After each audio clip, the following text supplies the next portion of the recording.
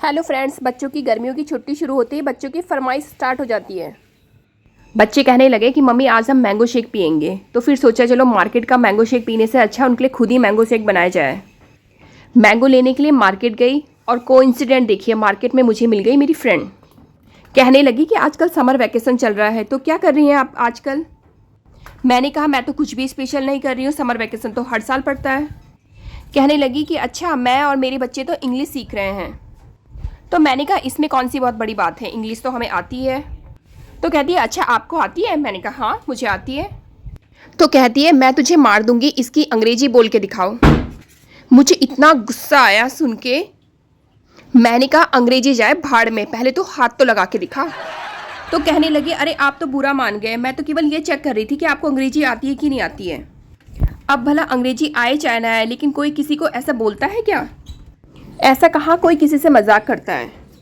एक तो इतनी गर्मी और ऊपर से ऐसी बातें, और फिर इतने गर्म माहौल में हम दोनों ठहाके मार के हंसने लगे, क्योंकि हम दोनों सचमुच में एक दूसरे से मजाक कर रहे थे। फ्रेंड्स, दोस्तों के साथ तो ऐसा हंसी मजाक चलता ही रहता है, लेकिन दोस्तों जीवन की एक सच्चाई है कि जो हमारा घमंड होता है वो बता देता है कि हमारे पास कितना पैसा है, और जो हमारे संस्कार होते हैं वो बता देते हैं कि हमारा परिवार कैसा है। हम लोग जो लोगों को बोलते हैं और जो हमारी बोली भाषा होती है, तो उससे पता चल जाता है कि हम लोग किस टाइप के इंसान हैं। और जो हम किसी से बहस करते हैं तो हमारी बहस बता देती है कि हमारे अंदर कितना ज्ञान है। और फ्रेंड्स, अब मैं मार्केट से घर आ गई और मार्केट से घर आते ही जो घर का हाल देखा, उफ, उससे तो इतना मूड ख़राब हुआ। बच्चों ने जो घर का हाल किया हुआ था, लगा नहीं था कि मैं सुबह इसे डस्टिंग करके गई होंगी, झाड़ू पोछा करके गई होंगी। बच्चों ने सारा बिखेर के रखा हुआ था। छुट्टियों से अच्छा तो बच्चों का स्कूल ही होता है। बस हमें थोड़ा ये सुविधा हो जाती है कि सुबह हमें जल्दी नहीं उठना पड़ता है, लेकिन उससे ज़्यादा काम हमें पूरे दिन भर करना पड़ता है। पूरा दिन इधर से उधर भागना, चीखना, चिल्लाना, घर को गंदा करना, डेली हमेशा नई नई फरमाइशें करके रखना। उफ, ये सब बहुत मुश्किल है। पूरा घर समेट के फिर करने लग गई मैंगो शेक बनाने की तैयारी। हम चाहे कितनी भी मेहनत कर ले, कितना भी कुछ कर ले, लेकिन बच्चे इम्प्रेस होते ही नहीं हैं। बच्चों को तो बस बाहर का ही खाना होता है।